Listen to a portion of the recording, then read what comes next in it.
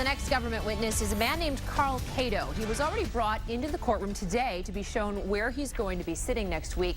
We haven't heard much about the former mayor's father lately. With Cato, that's about to change.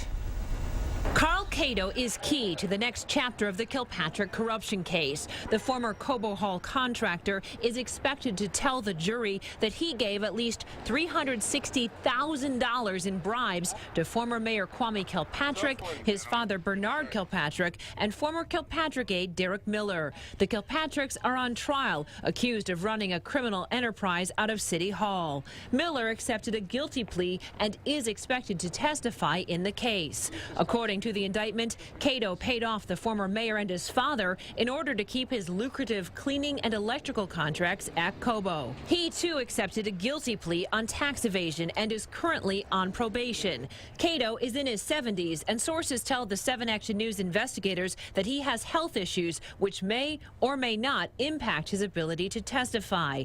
During opening statements, Kwame Kilpatrick's attorney Jim Thomas suggested to the jury that Cato has dementia. The jury has to know that he's an accurate historian of what it is that had occurred. And if in fact he can't remember, or if he said he hasn't remembered in the past, then that's something for the jury to factor into it. But we'll just have to see how this comes. Cato's testimony, which could detail huge cash payments allegedly made to the Kilpatricks, has the potential to be very damaging. But Thomas says for the defense, Cato is no different than any other witness. Those jurors are looking at the witnesses and evaluating what it is that they're saying and the logic of what they're saying and their credibility.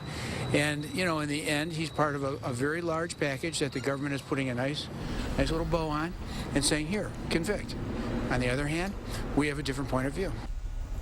While Cato taking the stand will move the feds away from the water department deals that have dominated the testimony for weeks, you can expect to hear more about sewers and water mains down the road. Big-name water department contractors like Tony Suave and John Ricolta from Walbridge are still expected to tell the jury about their experiences with the so-called Kilpatrick enterprise in the weeks to come. Of course, we'll continue to bring you both sides of the case as the next chapter begins on Monday. Stephen.